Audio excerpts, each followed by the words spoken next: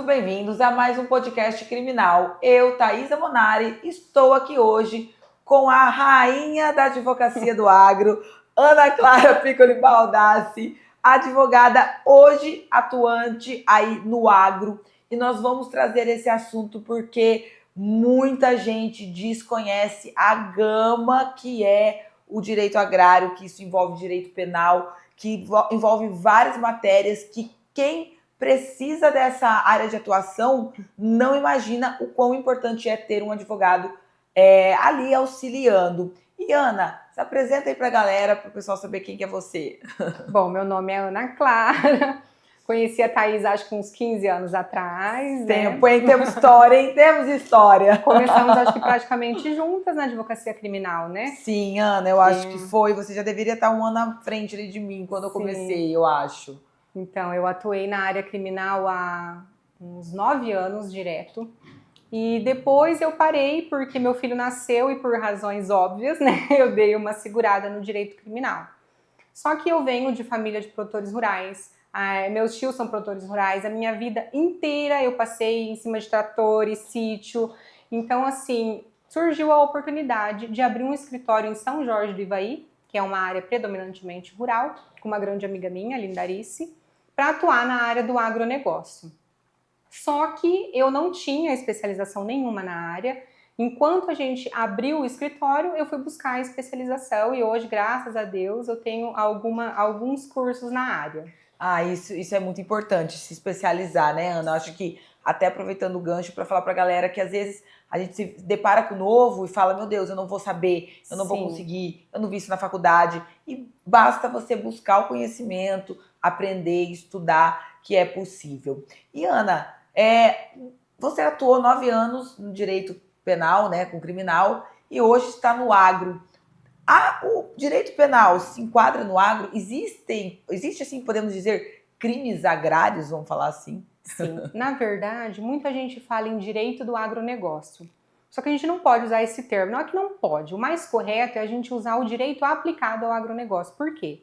Porque o agro ele não tem uma legislação própria, a lei do agronegócio. Como que é a atuação? A gente pega as outras legislações e aplica as demandas decorrentes do agro.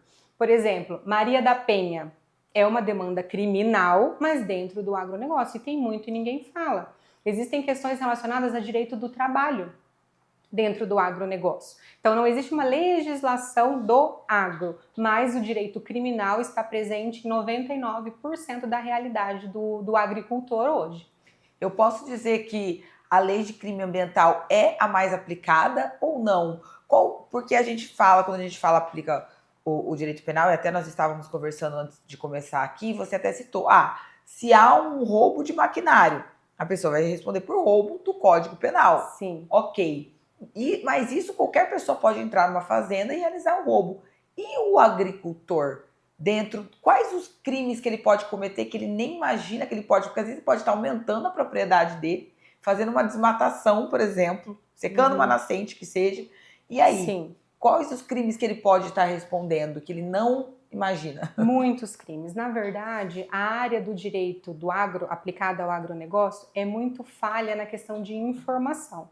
Porque o produtor, diferente de outras áreas, ele não fica no Instagram, ele não fica no Google da vida fazendo pesquisas. Muita gente já vem de uma história familiar. Então vai passando de geração em geração aquela forma de trabalho. Eu, como mulher, inclusive, eu sofro preconceito na área. Porque às vezes você quer, não ensinar, mas propor uma mudança dentro de uma propriedade que vai dar um benefício, vai ter uma produção maior, e o produtor que está fazendo isso há 30 anos simplesmente olha para mim e fala, filha, a idade que você tem é a idade que eu já estou plantando e colhendo, você vai querer me ensinar? Então assim, é muito difícil, então falta informação, mas respondendo sua pergunta. Hoje em dia, inclusive, existem delegacias especializadas para atender os crimes relacionados ao agronegócio.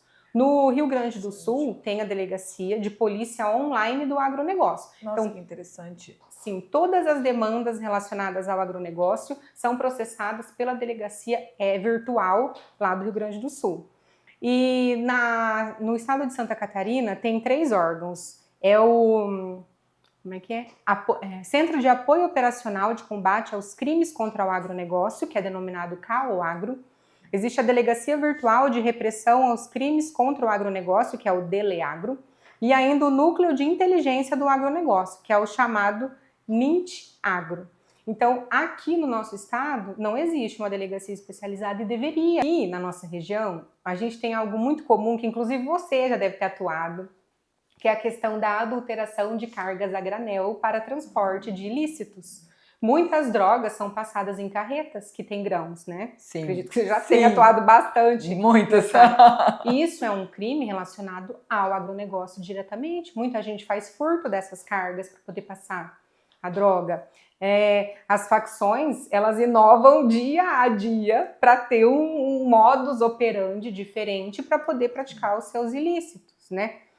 Os furtos de animais em zonas rurais. Ele se enquadra no 155 do Código Penal normal, mas tem o parágrafo 6º do 155, que é relacionado aos semoventes. Então, quando você faz um furto de semovente, ele processa normalmente pelo Código Penal 155, parágrafo 6º. A receptação de animais, idem. Então, responde o quê? Receptação, mas tem lá relacionado aos semoventes. Então, a maioria dos crimes que acontecem dentro do agronegócio também acontece fora. Qual que é a diferença quando a gente fala de crimes ambientais? Que o processamento é diferente, por quê? Existe uma autuação administrativa. E onde que é o erro? Os produtores têm a falsa ideia de que não precisa de um advogado para acompanhar. Igual multa, né? Quando a gente recebe multa e acho que a gente mesmo pode fazer o recurso administrativo. Sim. Sem o conhecimento técnico daquilo. Sim. E outra coisa que não se fala muito aqui na nossa região, mas existe bastante, principalmente fora do país, são os crimes cibernéticos relacionados ao agronegócio. Por quê? O agronegócio de hoje não tem nada a ver com o agronegócio de 1800 e bolinha. Hoje o agro é digital, o agro é eletrônico. Hoje a gente consegue operar as máquinas via celular. Gente, eu vi isso outro dia na televisão e eu nem imaginava. E eu vi lá que tem trator que não precisa de gente, que não vai precisa. pelo... E eu falei assim, que época que eu tô. Sim. Eu falei que não precisa pilotar o trator, uma pessoa. Você não precisa nem saber. Sim, é tudo pelo digital, pelo tablet, vai lá, programa, sim. O trator vai lá. E eu falei, gente, olha que legal. E como que enquadra o crime cibernético nessa situação? Aí o que acontece? Crimes virtuais. Enquadra nos crimes virtuais. O que aconteceu em um caso na Irlanda, se eu não me engano? Eles conseguiram acessar uma rede de irrigação. Então causou um dano ambiental imenso no produtor, porque eles bloquearam o acesso do produtor ao pivô de irrigação. Então, assim, o que eles fazem? Bloqueiam o acesso e pedem uma recompensa, igual com um sequestro. Eles, na verdade, sequestraram os dados do produtor e pediram uma recompensa para poder fazer o religamento. Então, aí entrou na qualificação de crime cibernético. Aqui no Brasil, ainda assim, em outras regiões com propriedades maiores, claro, tem utilização de pivô, irrigação e outras tecnologias, né? Mas o produtor que faz esse uso, às vezes nem tem noção que ele pode sofrer um crime dessa natureza, por exemplo. E você falou da questão ambiental, que tem a parte administrativa. E aí eles têm a falsa ideia que não precisa de advogado. Você que está na área, Ana, você vê muito assim que eles acabam tentando fazer a própria defesa ou eles deixam de fazer a própria defesa? E se eles fazem, qual o prejuízo disso posteriormente? Ai, gente, calma aí, tá? Não precisa enroscar. Na verdade, assim, ó, eu tenho um caso prático que até quero falar sobre ele porque foi muito interessante. É um caso de crime ambiental. O meu cliente, ele é arrendatário de uma área e ele foi acusado de ter secado uma nascente na propriedade para poder fazer o plantio até o mais próximo do rio possível. A multa aplicada nesse auto de infração ambiental, que foi aplicado pelo Instituto Água e Terra, era R$50 mil aproximadamente. O que ele fez? Lindamente ele redigiu uma defesa com o auxílio do engenheiro agrônomo de uma lauda dizendo que ele não praticou o crime, juntou fotos, disse que tinha chovido e tudo mais e disse que não praticou o crime. Óbvio que foi negado, né? Passou pelo superior e foi negado. Fez um boletim de ocorrência, fizeram um boletim de ocorrência contra ele na delegacia mesmo, e eles foram ouvidos como réus como acusados do crime ambiental. E o engenheiro agrônomo? Não, só ele. Só ele? E o dono da terra. O engenheiro agrônomo nem aparece. E eles respondem pelo dano ambiental. O que acontece? Virou uma ação penal, porque o Ministério Público ofereceu denúncia, e aí, a partir do momento que vira uma ação penal, o processamento corre de igual modo a um processo criminal normal. Só que a gravidade do dano é possível que a gente processe com a não persecução penal, a gente faz acordo com o Ministério Público, né, pela pena. Então, o que aconteceu? Eles me procuraram porque tinha um advogado que estava atuando para o dono da terra e para o arrendatário.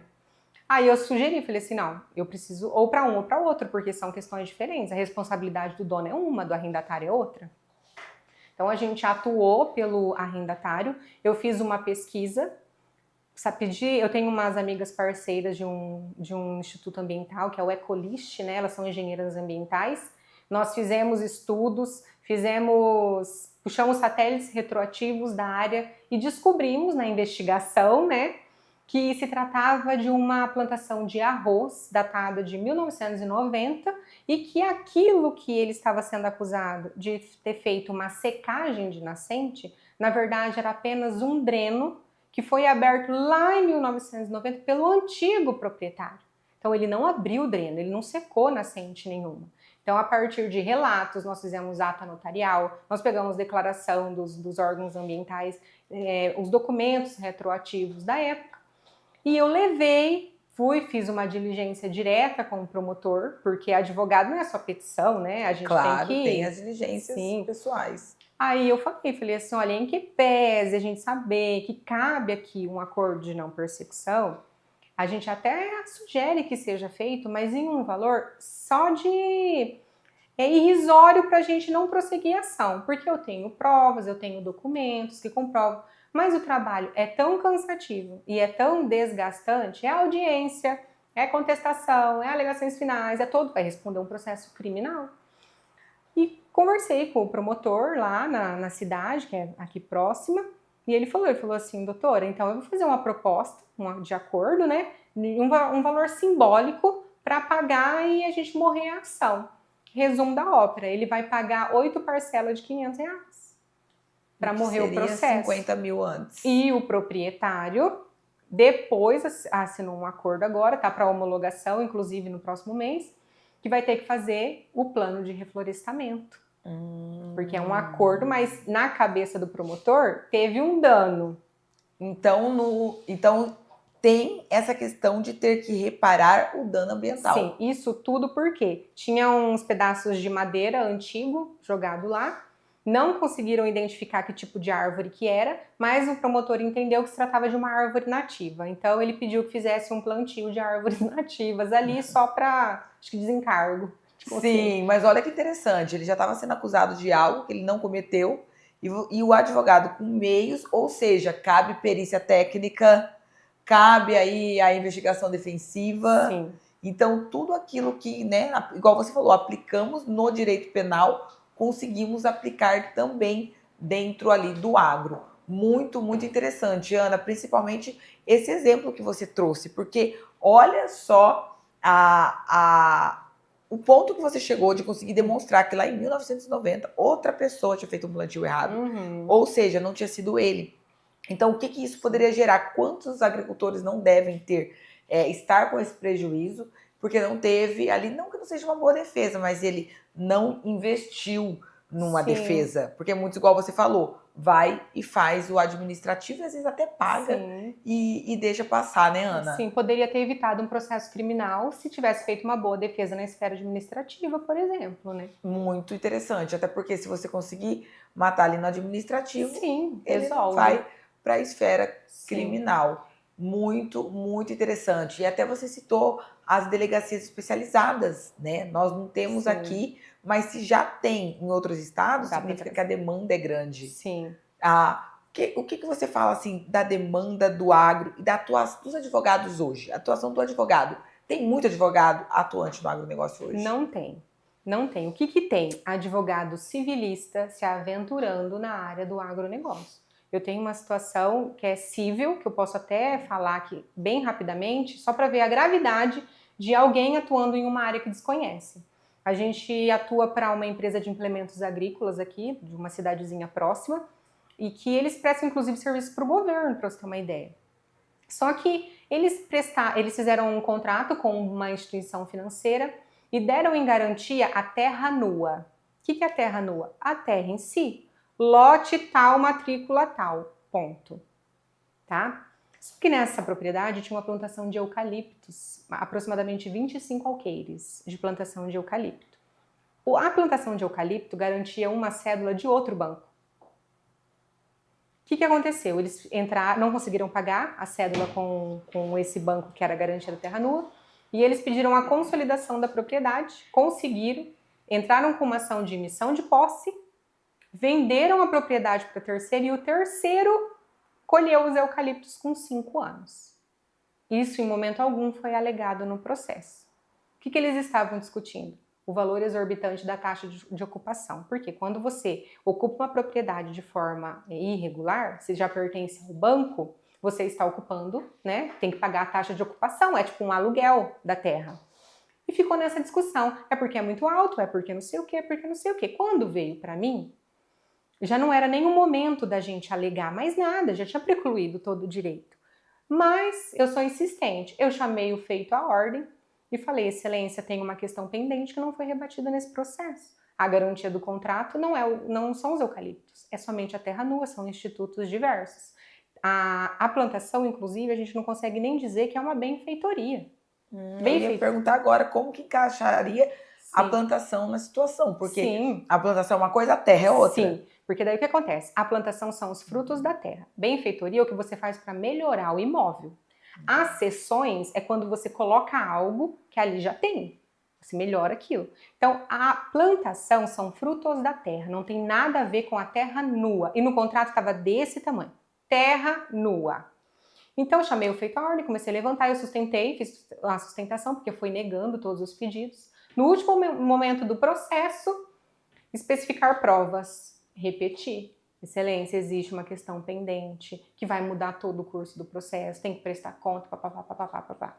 O juiz finalmente me ouviu, designou a audiência de instrução, pediu para eu arrolar as testemunhas que eu queria ouvir e fixou como ponto controvertido a existência ou não da plantação de eucaliptos, e foi segunda-feira agora a audiência. Então, assim, é uma questão que um advogado que não tem a mínima noção do direito aplicado ao agronegócio passa batido uma situação dessa. Só que a gente está falando de milhões. É propriedade, né? Sim, então tem muita deficiência de atuação na área do agro. Por exemplo, quando veio a pandemia, muito se falava em pulverização aérea com drone. Muita gente, inclusive, foi para o Paraguai buscar drone. Só que o produtor, hoje talvez ele até saiba, mas existe uma legislação específica para aplicação. Sim, e tem requisitos que devem ser preenchidos. Tem que ter registro, tem que, quando você vai comprar um agrotóxico, você tem que colocar o número do lote, o dia, o horário da aplicação. Então, assim, não basta você comprar um drone, colocar o veneno ali e aplicar. Não é assim que funciona. E se o produtor fizer isso, o que ele responde? Uma infração ambiental. Inclusive a ADAPAR, né, que é o órgão que faz essas infrações, está em constante operação aqui na região. Eles fizeram uma operação específica para pulverização aérea e muita gente foi autuada. Então aí você tem que apresentar defesa. O que o produtor faz? Às vezes tem vários lotes e às vezes sobra um pouquinho de agrotóxico que você aplica em outro lote. É normal isso aí no dia a dia, né, do produtor.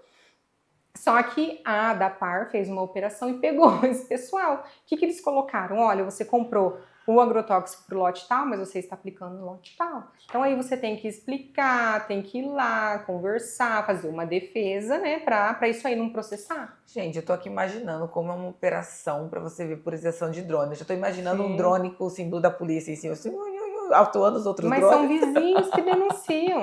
Por que fazem a denúncia? Porque assim, quando você vai para colher uma plantação, você tem que matar ela. Você tem que aplicar um veneno próprio, que ela morre, seca, que se chama de secagem, né? Seca e você colhe. Só que às vezes a propriedade do seu vizinho não está na mesma época. Às vezes ele plantou depois. Quando você faz a pulverização com drone, se bater um vento, ou até mesmo com o polipropelido, bateu um vento, jogou na do vizinho, matou do vizinho. Isso é o que mais tem, todo dia no escritório. Mas o que acontece? A advocacia do agro, Aí o vizinho vai e denuncia que jogou agrotóxico no dele. Sim, para além do que vira processo, é muito extrajudicial. Porque uma demanda dessa, gente, vai ter que pagar custa, vai ter que movimentar o judiciário, sendo que é uma coisa que sentando, tomando um café e falando, filho, qual que foi o seu prejuízo? 5 mil reais? O fulano vai pagar 4, não fica nem ruim para você e nem para ele. Beleza? Beleza, faz ali um terminho. Um acordo. Um ajuste de vontade, um acordo, morre a nota. Só que tem advogado que fica assim, não, eu te cobro um valorzinho para entrar e mais um percentual quando sair. Mesma coisa seguro, captação de seguro. Então, assim, tem coisa do agro que é muito extrajudicial, não tem necessidade de você judicializar. E dá para perceber, assim, que é um conhecimento bem específico. Eu mesmo fiquei até bem interessada aqui em saber mais, porque acaba sendo interessante, né? Você fica imaginando, eu que trabalho com criminal todo dia, quando tem operação, chega os helicópteros, chega um monte de viatura batendo na porta, arrebentando. Fica imaginando a operação de pulverização, né? Os drones polícia com com uma sirene atuando, os outros drones, os drones irregulares. Não, mas vai com o carrinho mesmo. Vai com o carrinho da polícia. Ah, então tá bom. Mas pra gente ver como que é uma área pouco explorada. Sim. Pouco explorada e que muita gente deve se aventurar, né, Ana? Aventura. E aí se aventura é igual quando você vê um trabalhista se aventurando no criminal. E eu não me aventuro no trabalhista. Você tá doido? Não, trabalhista e previdenciário eu pago para não fazer. Outra coisa interessante que ninguém fala disso. As grandes propriedades, elas não fornecem. Claro, tem algumas que sim, não vou generalizar. Mas desconhecem a legislação porque não tem quem leve esse tipo de informação para eles. Existe uma lei recente, se eu não me engano é de 2017, eu não vou te saber precisar a data, mas que prevê a obrigatoriedade de banheiros químicos nas propriedades a cada 1,5 km. Isso tomou rumo, uma proporção muito grande, porque um produtor levou uma ação trabalhista e ele recebeu uma condenação de indenização por prestação de serviço análogo à escravidão. Olha porque era uma só. propriedade imensa e os únicos banheiros que tinham na propriedade ficavam na sede. Então, se o trabalhador tinha que se deslocar para dentro da propriedade para plantar, para colher, para fazer alguma coisa, ficava inviável. Toda hora ele voltar para a sede. Tinha que ter. Então, cada 1,5 km tem que ter um banheiro químico. Olha que interessante. E ele acabou respondendo um processo criminal por não ter por causa disso. Um banheiro químico. Olha que interessante. Muito, muito interessante. Nesses dias eu estava até conversando também com uma outra advogada que faz a parte do agro e ela até comentou esses mesmos problemas que você narrou aqui hoje pra gente. E ela disse que uma das coisas que até ela faz alguns eventos, né, de agro que são para os proprietários, os agricultores, né, para quem precisa do agro, porque são pessoas, igual você falou, vêm de uma geração, são pessoas muito difíceis de lidar, porque são pessoas que às vezes acham que sabem que estão certos. Como que é lidar com esse público? Tem que ter um jogo de cintura, tem que mostrar, é importante falar aqui para o pessoal ver que tem que abrir a cabeça para tudo isso. Como que é a posição dos agricultores? Além da discriminação que você falou mesmo, que acaba recebendo. Você tem que ir chegando ali de mansinho. Eu tenho um caso de produtores ali de Quinta do Sol, que um dos casos também que tem bastante no agro é a questão de seguro. Tem uma frustração de safra, tem que acionar um seguro. Então tinha um advogado captando lá na área e tinha assim uns 30 produtores rurais precisando de seguro, acionar o seguro. Ele trouxe 11 apólices para mim, do Banco do Brasil, para analisar. E eu falei que eu não ia executar nenhuma. Como que foi um advogado que não sei o quê, que cobrou R$1.000 de cada produtor, porque eram 30, né? Então 30 mil, né? E um percentual no final, e que disse que ia dar tudo certo, que não sei o quê. Eu falei, você documentou? Porque a advocacia no agro é preventiva. Você tem que primeiro fazer a prevenção. Então tem que laudar, tem que fazer ata notarial, tem que fazer foto, tem que pegar a declaração de vizinho, dos confrontantes, tudo, para você poder acionar um seguro. Muito bom até pontuar essa fala da Ana. no agro, a advocacia é preventiva. Primeiramente. Então, assim, desde a compra de um imóvel. Não tem que esperar dar o problema para procurar advogado. Não. Tem que procurar advogado já desde o início. Sim. Então, o que aconteceu? Não executei. Ele era, assim, um chucro. Que, nossa, a hora que ele entrou no meu escritório, dava até medo. Eu falei assim, gente, como que eu vou convencer essa pessoa de alguma coisa? Depois acha que o problema é o criminal. Aí, como que eu consegui convencer ele? Pelos termos que a gente usa, o produtor sabe se você está entendendo ou não do assunto. Por quê? Quando você pega uma pólice de um seguro, existem as fases de germinação da semente quando plantada, que é quando começa a valer a pólice. Ou seja, além de advogado, você tem que estudar agronomia, tem que estudar tudo. Tá. É os Vzinhos, V1, V2, V3, V4. Eu não vou estudar, mas vou perguntar tudo pra minha amiga. Então, assim, aí ele falou assim, mas eu quero que você me justifica. Por quê que você não vai executar? Eu falei, eu vou pegar uma só, porque senão eu vou ficar o dia inteiro aqui te explicando. Aí eu mostrei pra ele, falei, você tá vendo essa aqui? Essa aqui, a apólice cobriria dessa data pra frente. Por quê? Porque a sua semente estava assim, assim, assado. Tava no V, sei lá quanto lá, né? Não lembro direito os números lá do dele. Aí ele falou assim, nossa. Aí o que aconteceu? Ele pegou confiança naquilo que eu falei. Porque ele viu que você sabia. Hoje em dia, ele compra um imóvel, ele pede para analisar a matrícula. Porque tinha casos dele pegar a matrícula não estar atualizada. E linda, propriedade linda. Eu falei, pega a matrícula atualizada. Na atualizada vinha penhora, vinha cédula rural. Então, assim, tem que saber fazer uma análise para você poder orientar. Tem gente que não sabe o que é uma averbação. Então, assim, fica complicado, né? Como são N detalhes, né, Ana? Não é só, ou seja, o agro, igual você falou, não engloba só o criminal. Não. Falamos aqui, trouxemos a Ana para falar do criminal, mas veja quantos pontos aqui, do pouco que você falou, eu já vi da parte bancária, que são as apólices, possível, propriedades, o criminal em si, muitas áreas, muito bacana. Vai ter a reforma tributária agora, que vai implicar diretamente no agronegócio também. Tanto é que o próprio Plano Safra, agora que foi lançado, já tem até uma expectativa de um valor um pouco melhor para o produtor pessoa jurídica. E a reforma tributária, ela diz basicamente isso. A necessidade de você transformar o produtor rural em pessoa jurídica. Então, assim, tá tudo ali, né, casado. Certo. Que interessante, Ana, muito interessante. E você quer deixar aqui um recado para os advogados que estão te ouvindo e que ouviram a gente aqui hoje para essa área? Eu acho assim. Quem quer começar, quem quer ingressar nessa área, que dica você dá? Quem quer ingressar, a primeira coisa, buscar uma especialização. Vai estudar. E mesmo que você se especialize, você não vai aprender nada.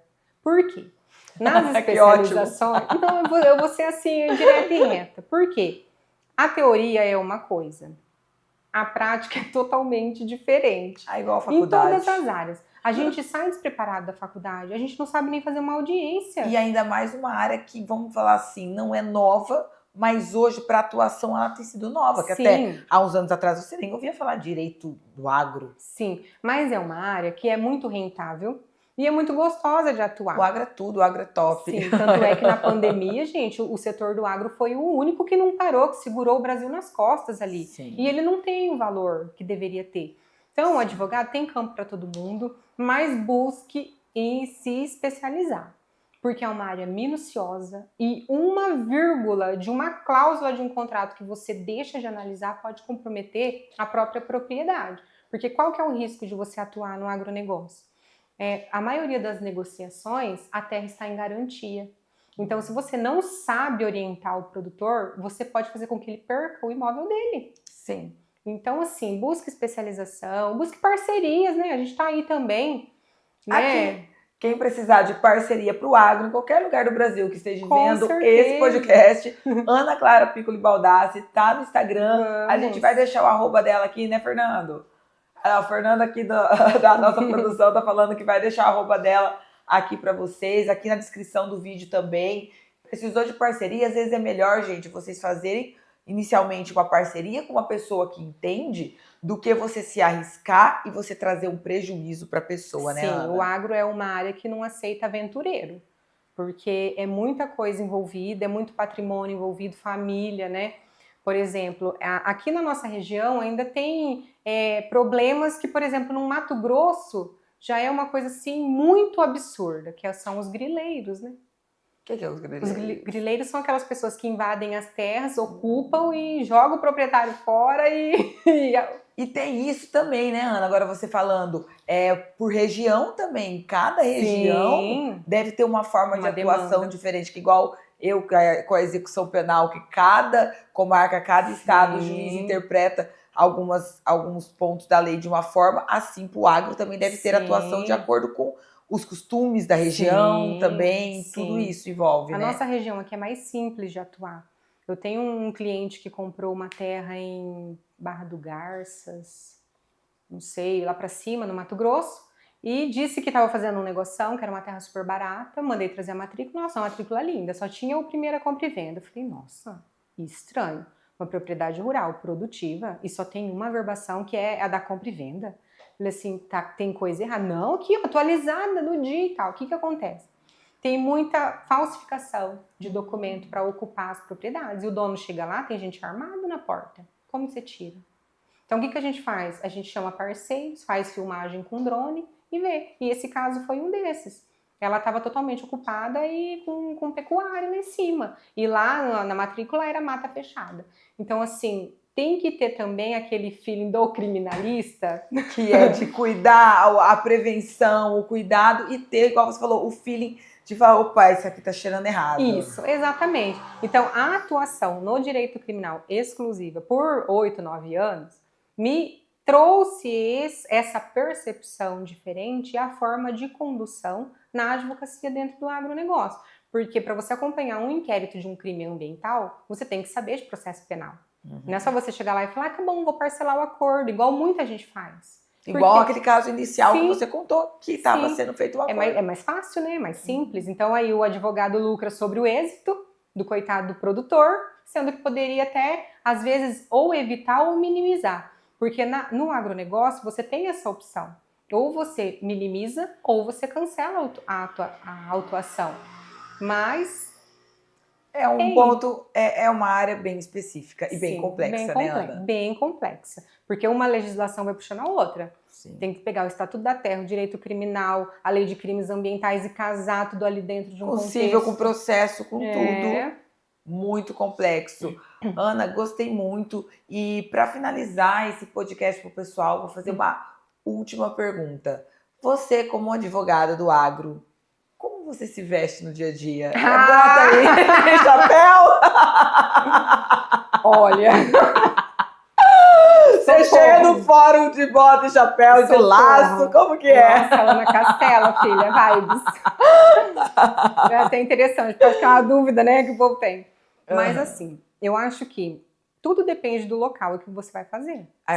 Ufa, a gente fala, tudo depende de qual hora você atua. Eu falei, imagina, eu vou ter que chegar de algema e roupa de presidiário. Eu acho até curioso, porque assim, é igual Expoingá. Chegou a época de Expoingá, todo mundo acha que tem que comprar camisa xadrez, bota e sainha de couro. Pra quem não sabe, Expoingá é um evento agro que nós temos na cidade uma vez por ano. Isso. E na região aqui do Paraná tem esse costume. Gente, a gente não precisa ir a caráter nos lugares. É feio.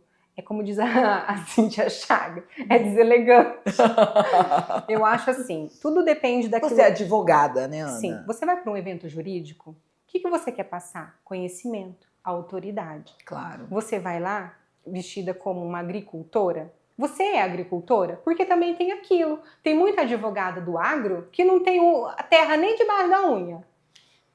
E quer vestir chapéu. Entendeu? Então, assim, quando você precisa demandar em loco, que tem casos que você tem que ir lá na propriedade. Eu não vou de salto fino, colocar um salto fino para entrar no meio da terra. Claro, inclusive, você vai por uma bota. Eu comprei uma caminhonete 4x4 para poder fazer esse tipo de atendimento. Então, assim, é coerência. Aquilo que você quer transmitir. Você vai dar uma palestra, você vai de acordo, você é advogada. Então, se você quer passar autoridade, vai com uma roupa formal. Mas nas atuações no local, tá liberada a botinha. Chapéu também? Chapéu também. Pessoal, é isso. Quero agradecer a atenção de todos e agradecer você, Ana, por ter aceitado participar do nosso podcast. Muito enriquecedor. Parabéns. E quero ver você brilhando muito aí pelas estradas rurais da vida. porque é uma área que falta advogado, assim como falta na execução penal. Por isso que eu quis chamar a Ana para trazer e poder abrir a cabeça, porque o nosso podcast não é só ficar falando de crimes e atuação no direito penal, mas é atuação do advogado e mostrar a área de atuação.